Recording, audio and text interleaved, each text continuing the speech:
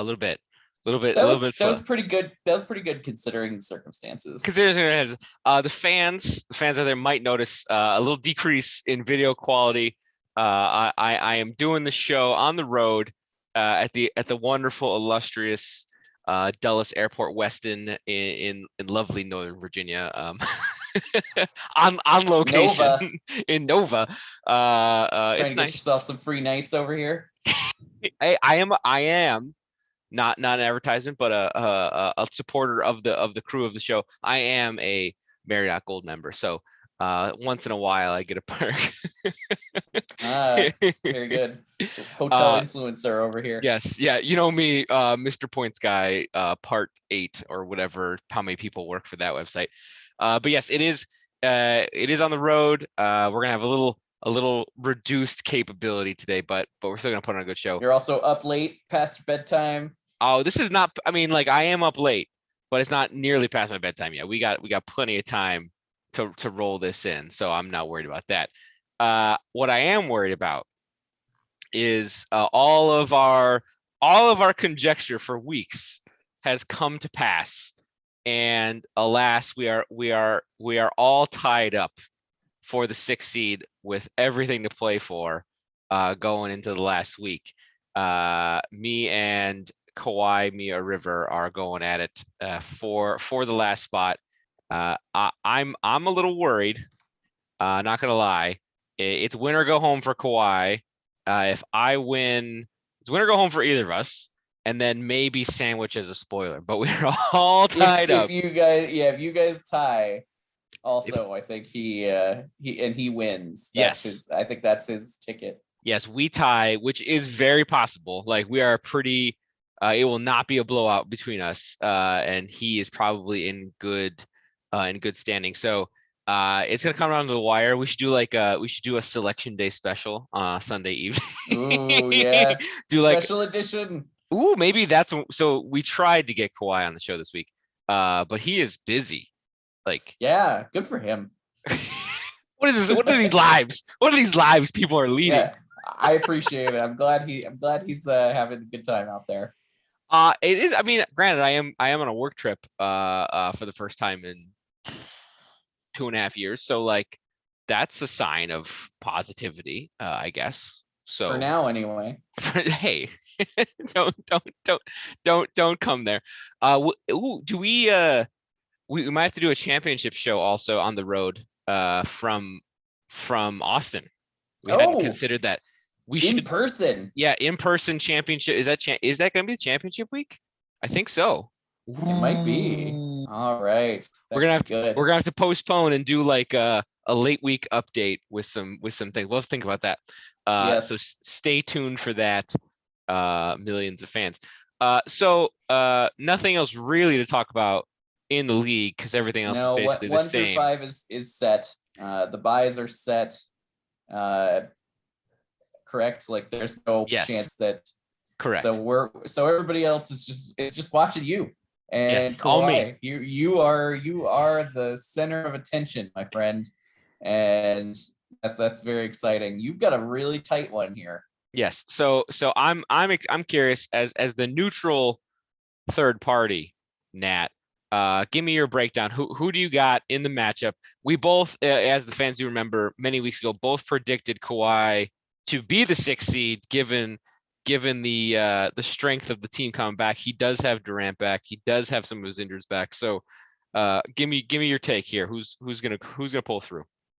I would have probably picked you at the beginning of the week, but the return of Durant is a tough one. Although he's probably on limited. Well, no, he's not at all. Ooh, no, he's 39 minutes a night, so he'll probably get hurt again before the week ends. And I don't know. It's so close. Like you both have like some pretty high end guys, but you both have some like lowercase g guys who are questionable at best. Well, hold on. I now need a rundown. Who are the lowercase g guys that we are rolling out? Who are the garbage? So perfect lead in to or perfect acknowledgement of the background. I'm putting the men to work today. This week. So who are the lower G guys? that Well, we're riding to victory. what's funny to me, the best thing to me is that both of you have thrown a dart at the OKC board with Isaiah Roby for him and Paku for you. And both of them are wildly random and hilarious players. So they kind of cancel each other out. Like I would wager that each of them is gonna have like some crazy game where they get like 28 points on like 8 of 10 shooting with a bunch of threes, but then also like a 1 of 14. So you kind of get what you get with that. Hold on. Just on that, Pac, look at the last 3 games I have up. Look at the wild consistency. 40% 3 games in a row. A very bankable 40% shooter. At 12 this point. points, 13 points. Like that's all I want. I went big. Take it to the bank. I went big because Kawhi's a little low on the big man stats. So I went for more boards this week where I could. Yeah, I think that was wise. You got some shot blocking in there too, which is also good. Kawhi has some interesting. I mean, like his top end talent is really good in Morant and Levine and Durant. But he's got like Whiteside is questionable. Adams can do stuff, but like he may not always play a ton of minutes every night. Reggie Jackson might get you 30, but he also might get you 2 on like, and he's one of those guys who's like, if he's 1 of 6, he's not going to stop shooting. He's going to get himself up to like 1 of 15. So there's always that factor. Then for you, I feel like you've got that too with Jalen Green is that guy too. And Gary Trent Jr. is also that guy where he'll shoot you in games and he'll shoot you out of games big time. He shot you out of a game last week, if I recall correctly. No. He didn't just shoot me out of the game. He shot me out of the week, like full up. Like he shot 25% for the week. 17%, 17. Ugh. Yeah, that's bad. And that's 25% on Gary Trent Jr. volume. That's real bad. Like the rest. Well, yeah, and didn't he also one of the games shoot like 2 of 20? Yes. Like you at some point you have to stop shooting. I know that I know the adage, shoot or shoot, but hold on. Not that often. I just because it's just his volume was so bad. Like everybody else on my team actually shot pretty good. So like 48, 42 for Hill, which is normal for him, like 52, 45, 65, 45, 55, 61. He was at 27. He brought the team average to 41. So Woof. He brought it below everybody else. that legitimately wrecked my week. That is uncomfortable. but yes, he has been much better than that. He has had a horrible cold run. But yeah, it happens. It happens to every shooter. Jalen Green, as the fans know, I drafted and then dumped like a hot mess. Yeah, you've got a bit of a love-hate with him, but he's hot right now. And he is playing, and he like the last 2 weeks he has been just hot fire. Like he and like a broad base of stats. So I'm bringing him back for the fold for the end run. I put him back off the street. I put him on loan. I put him on loan to the wire. and brought him back when he's good and ready. Oh boy. My hopeful situation is Kawhi does have Tyler Herro, who I also drafted and also reduced confidence in, but he has also stormed back to his like peak 31 points on 6 threes last night. Yeah. That's pretty good. I hope I don't lose to him. This is just a really hard one to call because you guys are pretty similar. Like you've got shooters, you've got guards all up and down. There's not a lot of big men on either team. Like Ayton in theory should be a dominant big, but like that's the only dominant big that exists in this matchup, which like is just like a foreign language to me. And where like I'm like, oh yeah, I got 8 bigs out here. This is like, you know, you two playing each other is kind of like me and Chris playing each other, where it's just like, you know, you guys are a 3-point contest and we're a sumo wrestling match, you know, like big meaty men bumping meat out here in a me and Chris matchup. So like you got the guard equivalent of that. It's like little stringy men hitting shots. I don't know. I'm tired. Leave me alone. I definitely am gonna need to go back and retrieve big meaty men bumping meat. That's fine. You can have that. You can have that. That's pretty good. Add It it to is the drops. it is weird. I agree. No down big. There are no big men left like on the wire. I was actually like trolling for who like the Trolling most for bigs. for the most rebounds in the past like 2 weeks. And like nobody had more than like 8 a game on the Yeah. wire. Like this, it is picked clean. And there's some things that have happened here that have kind of and you both have some bumps and bruises here with Kawhi's down Lowry. The Lowry just came back from injury. Holmes, who has basically had his role shattered by Sabonis, and of course Mr. Glass himself, Anthony Davis. Womp womp. And then you're still down Lonzo. Man, when is he coming back? He got wrecked. What happened to him? He had knee surgery. He had like a cartilage tear.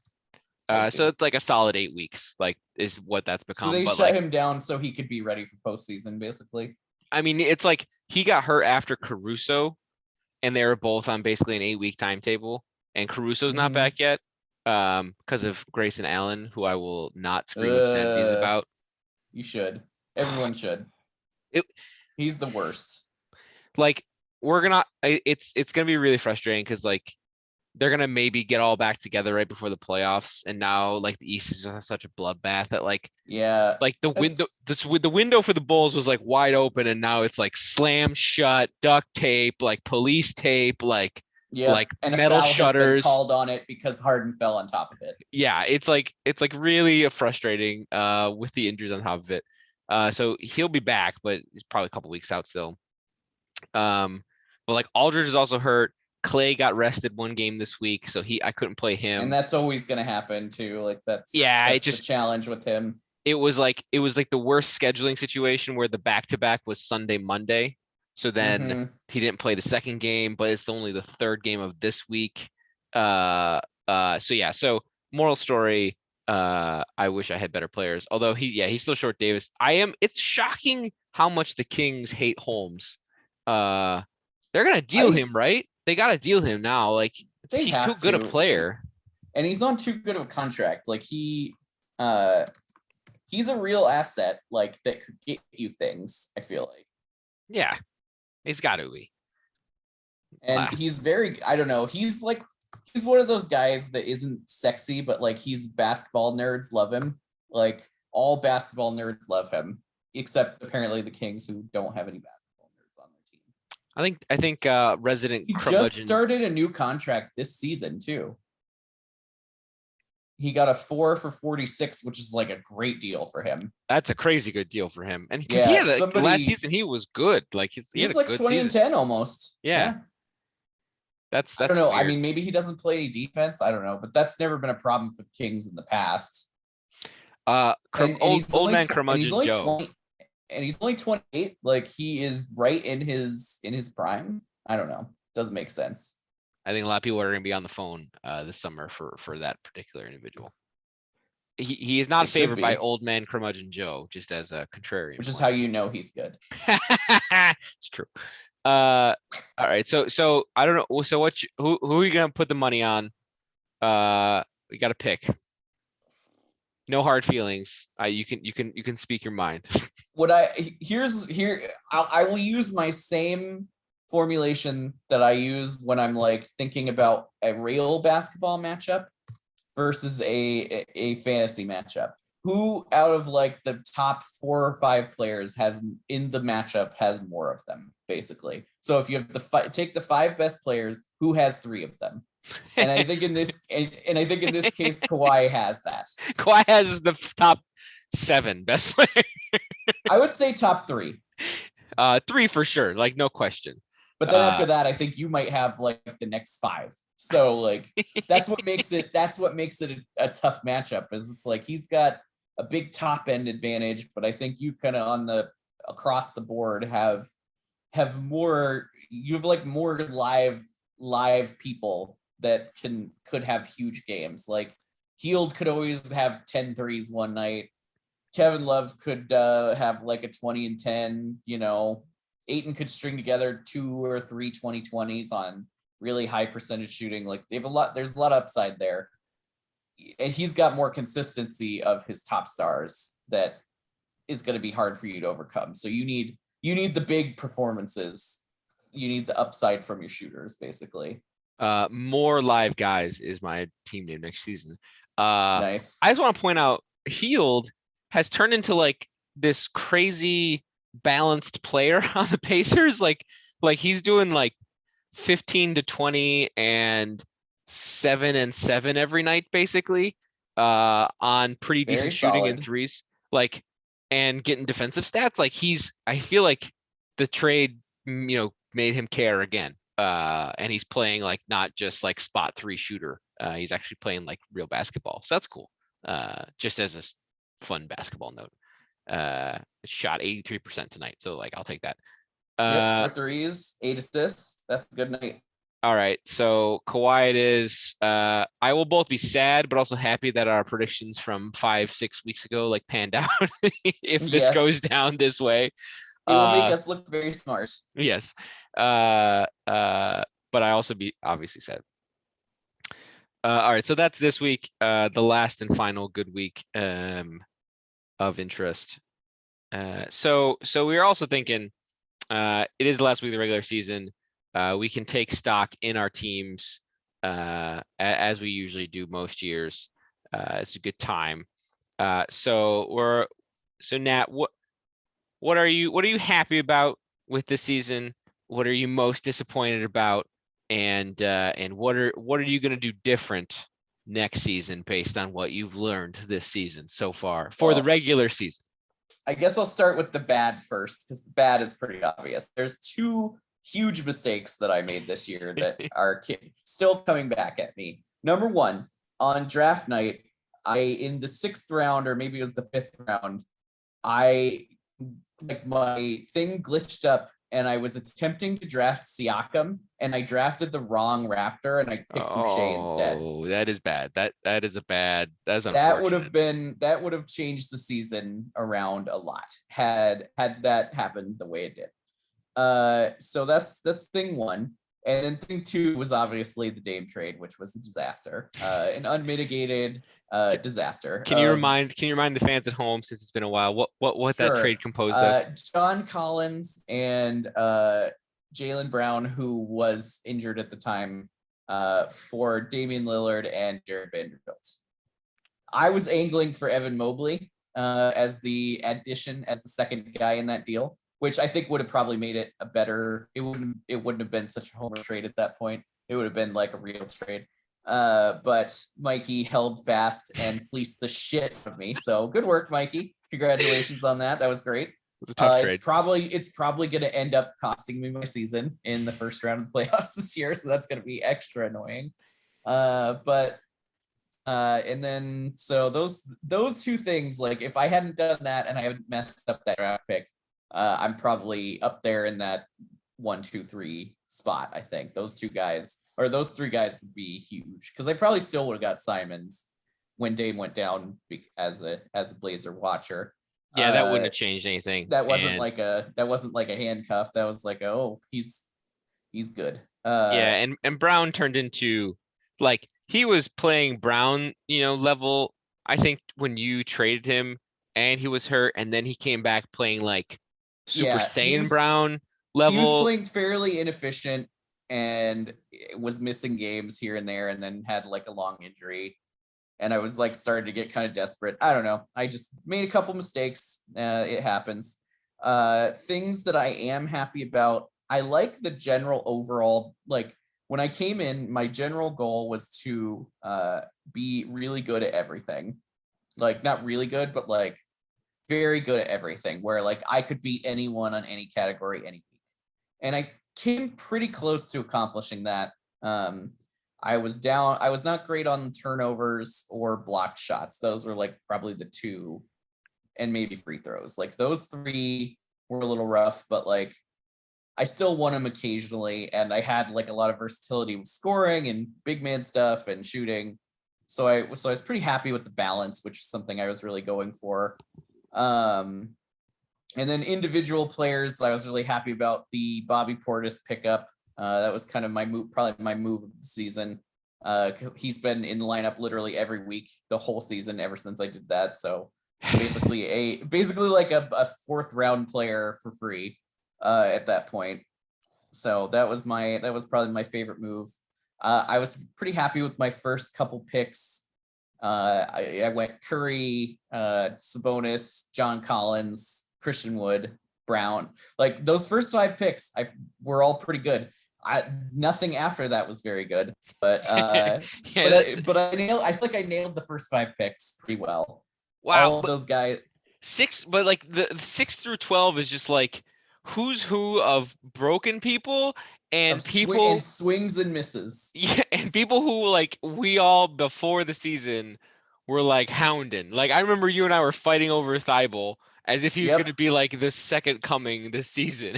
And correct. Like he's still a good player in human form, but in fantasy he's so bad. We may have worked ourselves up a little too much. We definitely did on that one. Yeah. Gafford was conceptually a good pick. Just I thought he was going to be the guy, and then they got Trez for some reason, and that made no sense. And Sexton got hurt really quickly early on. Blazers were a nightmare, so Larry Nance didn't work out. And Dinwiddie and Dort again, like two guys that like everybody I think probably had them as solid pickups, and then Dort's been quite good in the second half of the season. He's turned it on. Been better. For the OKC dartboard. And let's see, anything else? I think for next season, lessons for next season.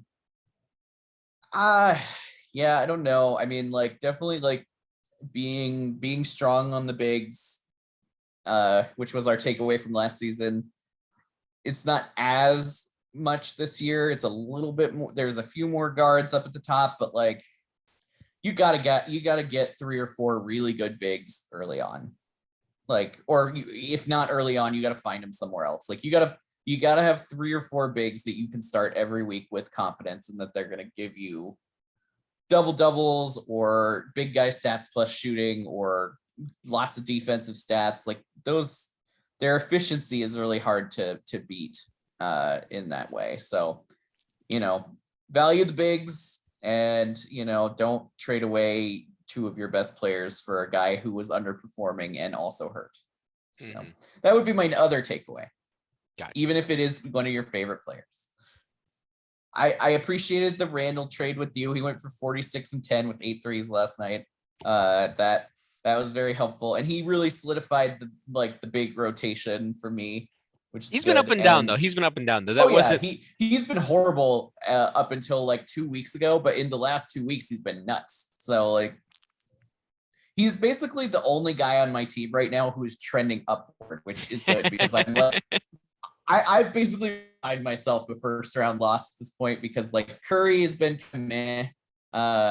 Simons is gonna get shut down eventually because he's too good. That'll kill you. That's your death knell. Like if Simons gets shut down. Giddey has already been shut down, and I'm realizing in the last 2 weeks just how much I miss him. Like that was getting me like 4 or 5 offensive rebounds a night, like 8 or 9 rebounds, 8 or 9 assists, double-digit points, triple-double threat every night.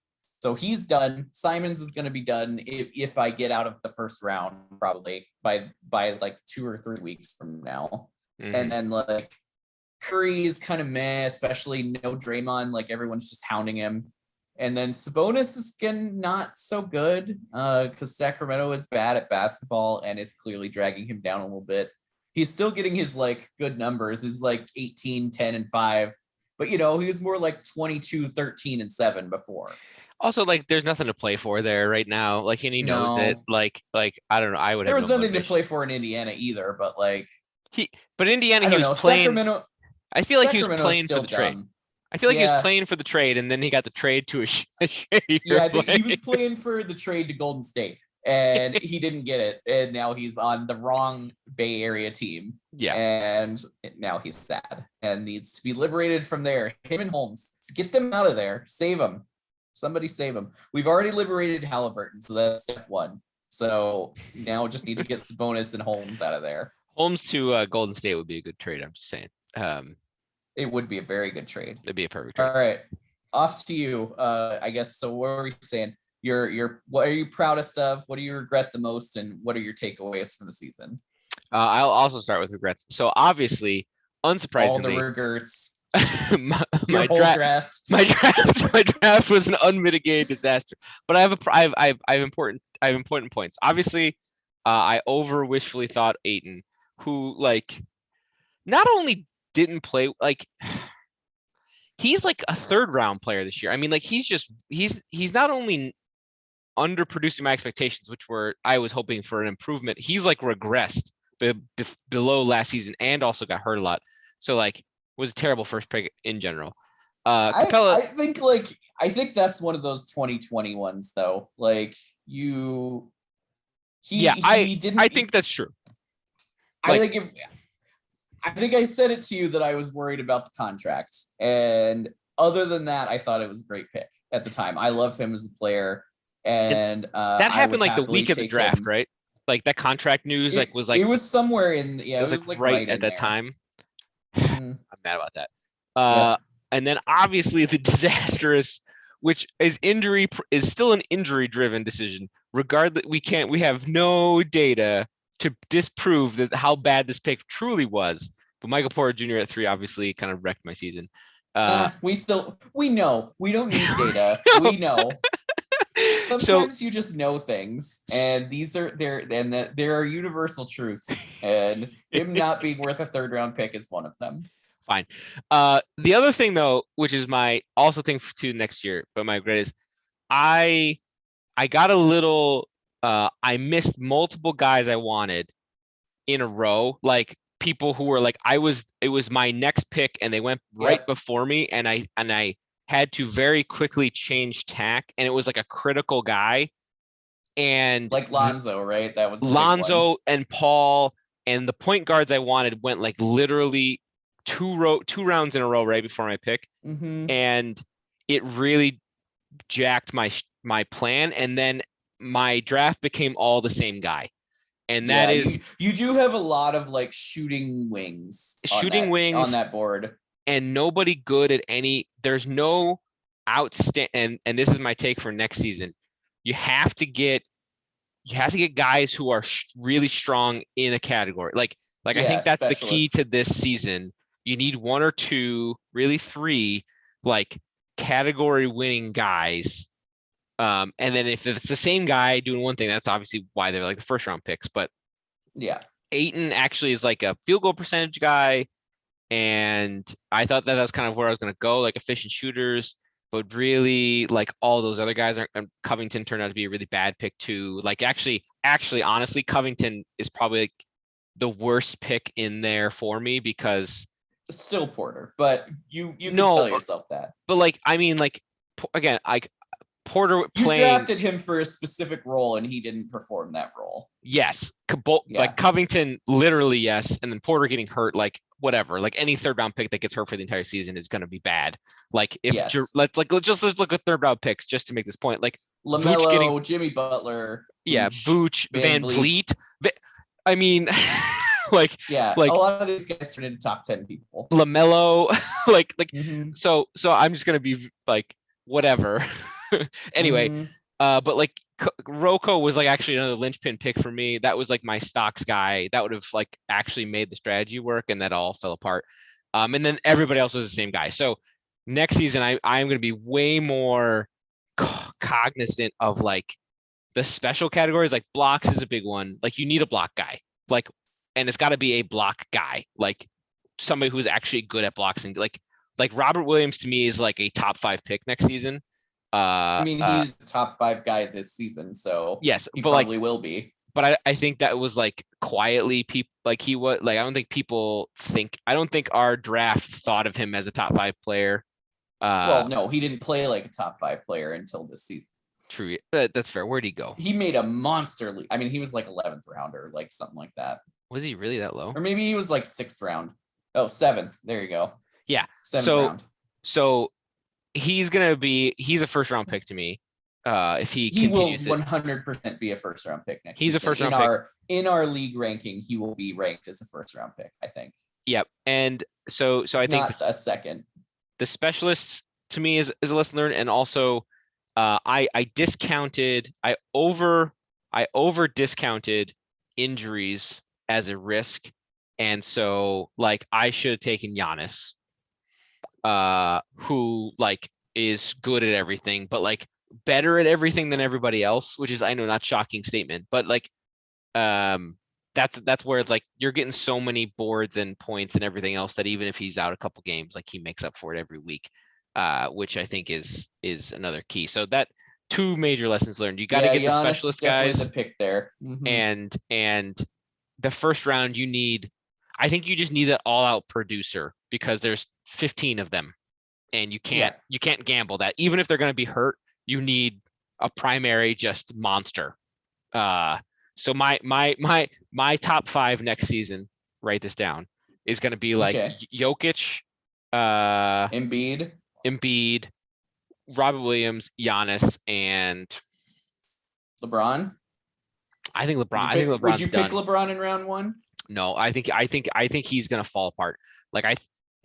He's going to have to burn every match he's got left this season. Discount him at your peril, my friend. So, but like he's a good example where I think this season showed it. Like he can produce, but he was still like he had to come through this season because like the Lakers are so bad. I think that I'm still going to discount the Lakers every season. Like I just can't. Yeah. Like, do you think there's a less than 0% chance he's on a different team next year? Or a more than 0% chance? Like, do you think there's any chance? Is a certain home team with a bunch of cap space and a lot of assets a threat? Everything's on the table. No, like that team can't win. He can force his way out anytime he wants. Like that roster can't win. And they're locked into everybody. Like they have nothing. They can't get out of it. That roster can't change, and really it's not curious. I'm really curious where he ends up next year if he's on that team. I don't think he is, honestly. Yeah, I don't think he is. I think he knows his time is limited, and I don't think he wants to be workhorsing it every night for a bad team because he wants to stay in the league long enough to play with his kid.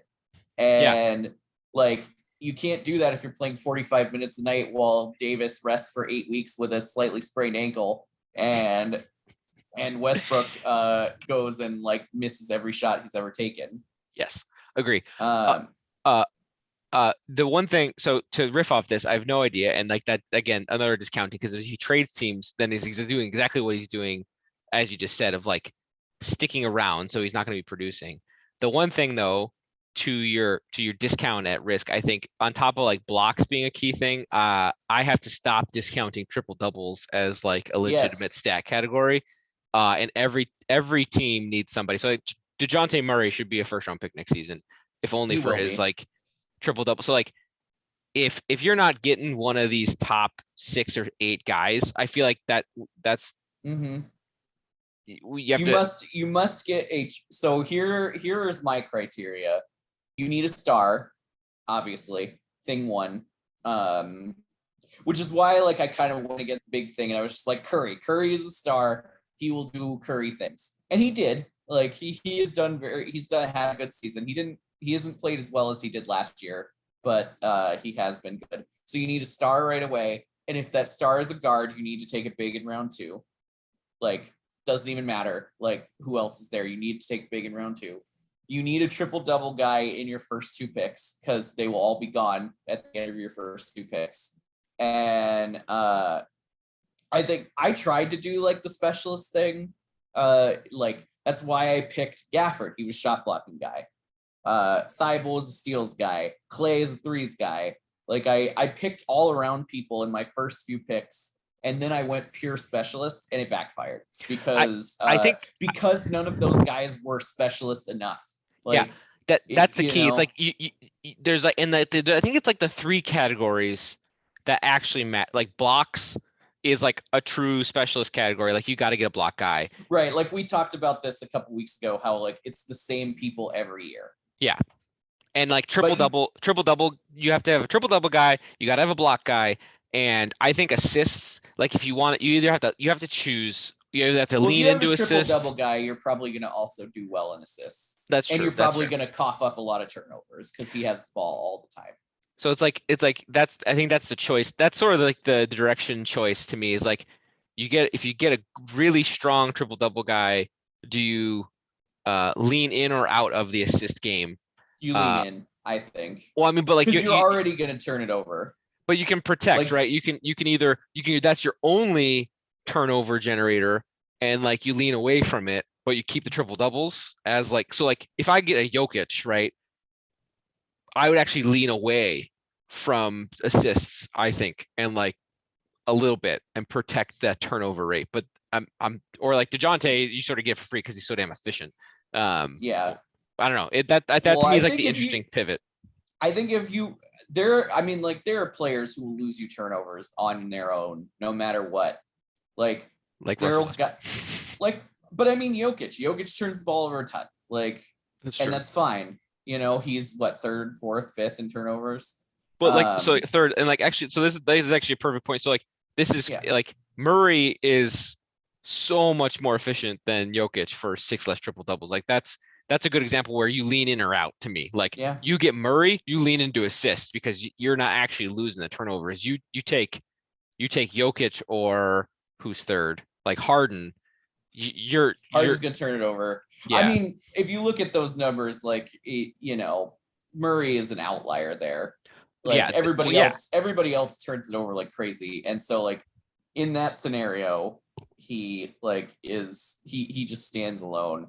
But to me, like, I don't know, turnovers to me are a stat that I don't care about. For why this you reason, always lose it. doesn't matter. I mean, like, doesn't matter. Like because if you have high scorers and high assist guys, those guys have the ball in their hand a lot. They're going to turn it over. So like you could say you're trading triple doubles, points, and assists for turnovers. And like, and to me, I'll take that math anytime. Now, if you want to go super big and go for blocks, and like exactly, yeah, if you want to go like Triple J and stack him and Robert Williams and like Miles Turner or whatever and get all the blocks and all the rebounds, you'll probably get field goal percentage and turnovers, but then also you will score no points and get no assists and probably shoot poorly at the line and get no threes. You just can't like, I think trying to say like, I'm going to not lose turnovers because I'm going to go away from them it's like too much specializing. Yeah, I didn't say not lose. I just said like protect. So just like, so with like Triple J, like he's getting substantially more blocks than everybody else. So like, yeah, that's what I'm talking about. Like, which is also kind of like a surprise. True, like for the season. And it wouldn't be true if Turner was still there. That's fair. But like more again, like I think the same thing as with triple doubles, like Triple J, Rob Williams, if Turner, Gobert, like if you get one of those guys, like you can kind of like not worry about it. Yeah. And you'll probably be okay and just get some other people. Whereas like you then have to decide, do you want to work hard to find the blocks, right? If you don't get some of those guys, that's kind of the same thing with turnovers. I think triple doubles are like blocks. They're similar in that like you either get them or you don't. Like you can't, with the exception of like Giddey, for example, who kind of who has put up a bunch of triple doubles. I think he has 4, but that's all in the last month, and like you'll find a guy here and there like Evan Mobley who's high on blocks, but pretty much you're just going to go with the guys who get them. And and if you don't get those guys, then you just say, well, I'm just not going to care about blocks. I'm going to go make up for it elsewhere with other things. And I think like my approach was to be as competitive with as many categories as possible, but like still had to punt a couple, and blocks was one of them. Blocks and turnovers were like my punt categories this year. Because I just didn't end up with the specialists. Yeah, exactly. So like, I think that's right. Like you kind of have to get those specialists in the first 2 rounds on those categories that like you can't like you said the star. You basically have to like set in on like what does your star get you, and does your star get you one of those two? So right, and then like find a complement. right, because like Giannis, like if you get Giannis, like Giannis doesn't like win blocks, but he gets a lot. But then And you so need to he's go find a shooter in round exactly 2. Like exactly you can't then get another non-shooting large man. You need a shooter in the next couple picks. and you can probably get like the low run triple doubles threat maybe in that second round. I feel like you can probably like I bet LaMelo will be in the second round. Sabonis will probably be in the second round. Like I feel like depending like you can alternate, whereas like obviously like Well, Jokic will go first round. DeJounte will he'll be be like on the border. Harden will be on the border. So like I think you just got to make sure you focus on those two things. That's my yeah. For me, like I had my strategy was less about like I want this guy and more about like I want this archetype. So it was like, if I took like say Curry or Dame in round 1, I knew I needed a rebounder, a defender, who could come up with some of the stuff that they couldn't. And that was John Collins, who was my round 3 pick. So it was like you get your archetypes and then you find the guys who match that. So if in the first 2 rounds I've taken shooters, I know that I need bigs now. And so you just like plan ahead for those things. Yep. And you need to have like for you, I think your problem was you kept zeroing in on like one guy. And then when that one guy went, you were fucked. And so like you need to have like 3 guys in your spot that fit your archetype that you need, and then you go with those guys. That's the key. I had an order plan, not an archetype plan for sure. So I didn't have ready replacement guys. Right. Although like I also had this like multiple guys did get taken for me, like that I did. Like the point guard situation was what wrecked me, and then like I got panicked for sure. However, right. So I had 2 plans going in. I was either going to pick Curry and Sabonis. Sabonis was my second round target. Like I got both of those, or I was going to do it the flip flop. I was going to go Giannis, Paul George. That was like my other plan. That obviously wouldn't have worked out because Paul George got hurt. So but those were like the 2 ideas I had going in. I was either going to take, or if like some weird thing happened, like Towns fell, like yep. I was gonna go Curry if nothing weird happened, and if I changed my mind at the last minute, I was gonna pick Giannis, and then I was gonna pair Giannis with like somebody who could really shoot it. Yep. So I never actually said what I was proud of, which I realized. 2 things. One, it hasn't worked out for me, but I'm actually happy with my trades, both from the aspect of like making things happen in the league.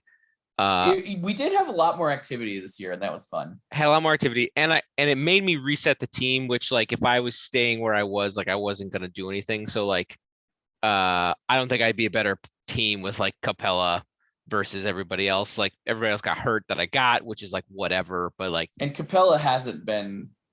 He's been up and down. Good. Like he's been pretty good, but he hasn't been top 5. Like that makes me. He's probably where I drafted him.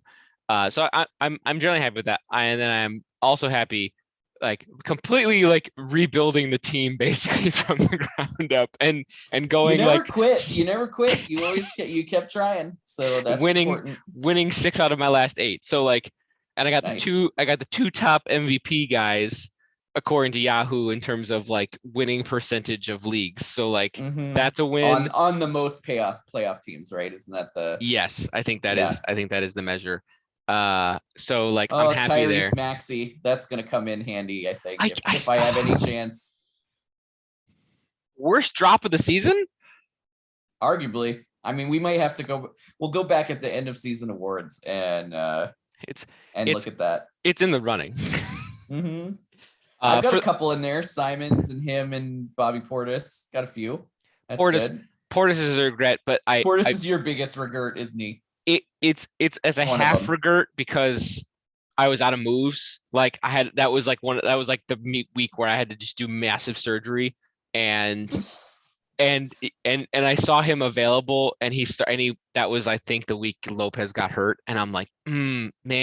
And then I was out of moves and I couldn't pick him up, and I was like, What we didn't know at the oh, time was that that was a season-ending injury. We only thought that's it was a temporary injury. And what it was really was bad was that you asked for Aldridge instead of him in the Randall trade. also that. Oh, That that's was right too. because I told you, I said like Clay and like one of Aldridge or Portis or whatever. That was like how I framed it. And you asked for Aldridge. I preferred Portis, so that was fine with me. But like that was definitely a key moment that might have switched our fortunes a little bit had it went the other way. I definitely would have been more stable. For sure. You had two shots at Bobby Portis, but didn't get him. I love his nickname. It's so good. So yes, that is my true regret. I think it was pretty good. Some good tips for next season. I'm looking forward to not drafting shittily, and having a better strategy. I'm gonna like write some stuff down before next season. Sometimes good to write things down. If I start from a base of positivity with my general capability to like pick guys up and pay attention, like I feel like I have a good possibility versus 5 bad draft picks. For the fans, I'm only starting. I only have 5 guys remaining from my draft, and one of them is a pickup from last week in Jalen Green, who I drafted. The prodigal son returns. Dumped for 17 weeks and then decided he's okay again. So I guess you that's may like come back now. That was a prescient pick, right? Mm-hmm. Yeah. I mean, kinda. I told you at the time that I thought it was a good pick, but you were probably going to have to wait on him all season. Like, yeah, and I didn't or have most of the season. You just didn't have the luxury of doing that. Yeah. Like you might have if those first few like he was a high upside home run swing that like didn't work because you didn't have the opportunity to wait on him. Yeah, it's almost like my 3rd round draft pick didn't play. Your whole team died. Yeah. 3rd and now he's sitting there in my injured reserve, just in case. He won't play. It won't matter during our season. But man, if somehow I like rolled into the finals with like Jamal Murray coming out, I'd be a happy man. That'd be pretty mostly because I want to see him come back in real life. I want that team to get healthy because not only because I put a bunch of money on him last week to win the championship, but because like they're generally likable and they got hosed so bad last year, and I would like to see them have some get back. I agree. All right. Well, cool. Good thing to leave on. Yeah, good thing to leave on. This was a good show from the traveling show. Again, from the lovely Western Dulles, Western Dulles. I'm excited for Weston. I'm excited for our future championship roadshow. Yes, playoffs.